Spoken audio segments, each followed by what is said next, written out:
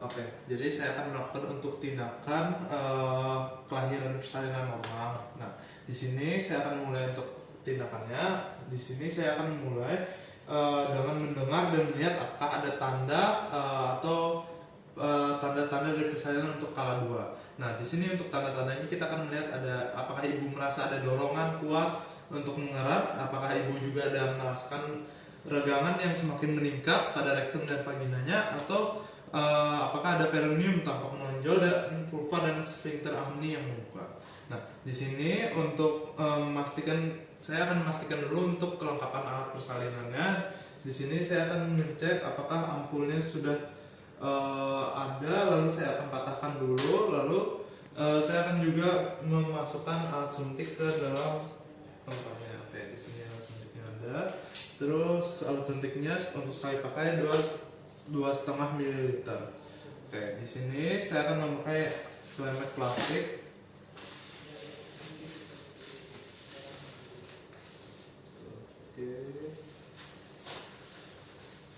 Oke, setelah saya memakai selemek plastik, saya akan melepas juga sekaligus perhiasan dan yang ada di tangan saya, dan saya akan cuci tangan.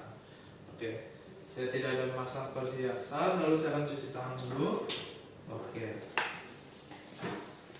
setelah saya cuci tangan 6 langkah dan dengan sabun dan air mengalir, saya akan memasang sarung tangan DTT pada tangan kanan.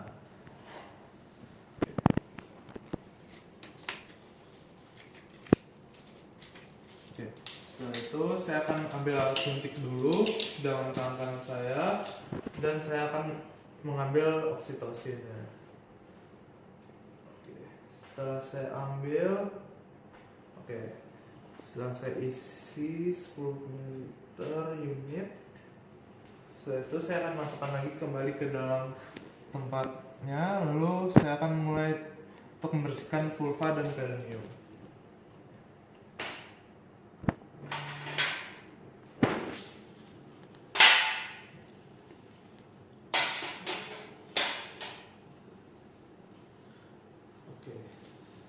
Saya akan bersihkan dulu untuk vulva dan perineumnya. Oke, setelah saya bersihkan untuk sekali saja langkah dari atas, dari vulvanya ke arah perineum ke bawah, itu saya akan buang ke tempat kotor. Lalu selanjutnya saya akan melakukan cek untuk VT-nya. Untuk cek VT saya akan masukkan, lalu saya cek apakah ada terjadi pembukaannya sudah lengkap atau adakah selaput yang ketuban yang sudah pecah. Oke, setelah saya ngecek, saya akan mencelupkan tangan saya ke dalam larutan klorin 10% dan membuka sarung tangannya dengan keadaan terbalik. Oke. Setelah itu saya akan memeriksa denyut jantung dari janin. Di sini denyut jantung dari janin dalam batas normal sekitar 120 sampai 160 kali per menit. Oke, di sini selanjutnya saya akan melaporkan untuk ke ibu bahwa ibu pembukaannya sudah lengkap, dan juga apabila ibu ada terasa his atau ada kerasa ingin meneran, ibu harus meneran atau bisa jadi seperti melakukan kontraksi keluar. Oke, di sini bapak saya juga minta untuk keluarganya untuk menyiapkan posisi ibunya dan posisi yang nyaman, atau bisa posisi setengah duduk juga. Di sini saya akan memimpin juga ibu untuk melakukan peneranan nanti. Selanjutnya, apabila nanti belum ada dorongan dalam meneran dalam 60 menit, ibu mungkin saya sarankan untuk berjalan atau berjongkok atau dalam posisi nyaman dulu agar terjadi kontraksi dorongan selanjutnya. Nah, di sini selanjutnya saya akan meletakkan handuk bersih di perut ibu.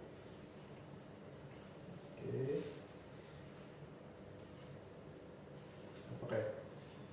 Setelah saya meletakkan handuk bersih di atas perut ibu, saya lihat juga apakah kepala bayinya terjadi pembukaan vulva dengan diameter 5-6 cm. Nah, setelah itu saya akan meletakkan kain bersih yang diameter 1/3 di bagian bawah dari punggung ibu. Oke. Setelah saya letakkan, saya akan membuka tutupan partus set, dan juga saya akan perhatikan apakah alat-alatnya sudah lengkap atau tidak. Nah, apabila sudah lengkap, saya akan masang sarung tangan DTT di kedua tangan saya. Oke.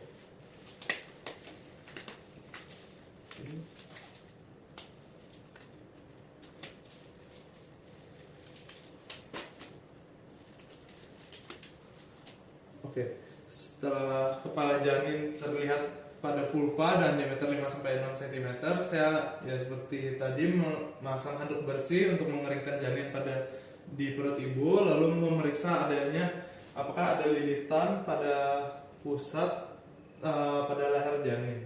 Di sini saya akan menunggu untuk kepala janin selesai melakukan putaran paksi spontan. Oke, setelah kepala melakukan putaran paksi keluar, saya akan pegang secara biparental dan juga mendorong kepala bayi ke arah bawah untuk menguatkan bahu bagian atas, dan juga lalu saya akan pelan-pelan ke arah atas, kepala bayinya ke arah atas untuk menguatkan bahu bagian bawah. Oke, setelah saya melakukan ini, saya akan geser tangan bawah ke arah perineum ibu untuk menyangga kepala dan lengan siku sebelah bawah, dan tangan atas untuk menelusuri bagian siku sebelah atas. Nah, setelah badan dan lengan lahir, di sini tangan kiri saya akan menyusuri ke arah bokongnya, dan saya selipkan jari tunjuk ke arah tangan kiri. Dan setelah itu saya akan melakukan penilaian selintas apakah bayi menangis kuat atau bernafas tanpa kesulitan. Dan setelah itu saya akan mengeringkan tubuh bayi mulai dari muka, kepala, bagian tubuh, tapi kecuali bagian tangan saya tidak akan membersihkannya. Lalu setelah itu handuk yang kotor saya akan ganti dengan handuk yang bersih yang kering juga. Dan setelah itu saya akan meletakkan bayi di atas ibu. Oke, dengan kontak kulit langsung. Oke, setelah itu saya akan memeriksa kembali untuk uterusnya, memastikan apakah tidak ada bayi lagi di dalam uterus ibu. Lalu selanjutnya saya akan beritahu bahwa ibu akan melakukan suntikan oksitosin agar uterus ibu dapat berkontraksi. Nah, dalam 1 menit nanti setelah bayi lahir saya akan melakukan suntikan. Oke, di sini saya akan melakukan suntikannya setelah 1 menit dengan oksitoksin 10 unit intramuskular, lalu di pahanya 1/3 paha atas bagian distal lateral. Oke, setelah saya melakukan injeksi, 2 menit pasca persalinan saya akan jepit tali pusat dari bayi. Oke, saya akan jepit tali pusat dari bayi dengan klem kira-kira 3 cm. Oke, di sini. Oke, setelah saya klem 2 cm lagi distal ke arah ibu. Tapi saya akan dorong isi tali pusat dulu ke arah ibu, lalu 2 cm nya saya klem lagi. Oke, setelah itu dengan satu tangan saya pegang. Oke. Setelah itu saya akan menggunting tali pusat di antara 2 klem tersebut. Oke, setelah saya gunting, saya akan mengikat tali pusatnya dengan benang DTT atau yang steril pada satu sisi. Oke. Saya akan kemudian ikat mengitari.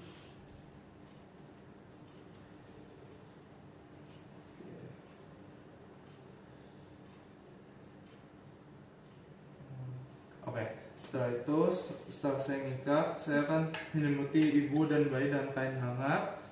Oke, di sini. Oke, setelah itu saya akan memindahkan untuk klemnya dari tali pusat berjarak 5-10 cm dengan membantu dorong lalu 50. Oke, di sini. Setelah saya klem dari vulvanya, lalu meletakkan satu tangan di atas kain di perut ibu di tepi atas simfisis untuk mendeteksi lalu tangan lain untuk menegangkan tali pusatnya. Di sini saya akan setelah uterus berkontraksi, saya akan menegangkan untuk tali pusatnya dan tangan kanan dan tangan kiri akan menekan untuk uterus. Di sini saya akan hati-hati untuk ke arah dorsokranionya. Nah, di sini saya tidak akan menarik secara kencang, tetapi biarkan untuk plasenta berkontraksi. Apabila plasenta tidak lahir 30-40 detik, saya akan hentikan untuk penegangan tali pusat dan nunggu hingga timbul kontraksi berikutnya dan mengulangi prosedur. Nah, setelah melakukan penegangan dan dorongan dorsokranial hingga plasenta terlepas, saya akan meminta ibu untuk beneran. Bu, lakukan untuk beneranannya untuk mengeluarkan dari plasentanya. Di sini setelah itu saya akan menarik tali pusat ke arah sejajar lantai dan kemudian ke arah atas mengikuti poros jalan lahir. Setelah plasenta tampak pada vulva, saya akan teruskan untuk melahirkan plasenta dengan hati-hati. Apabila ada tahanan, bisa melakukan dengan kedua tangan dan lakukan putaran searah. Di sini setelah plasenta lahir,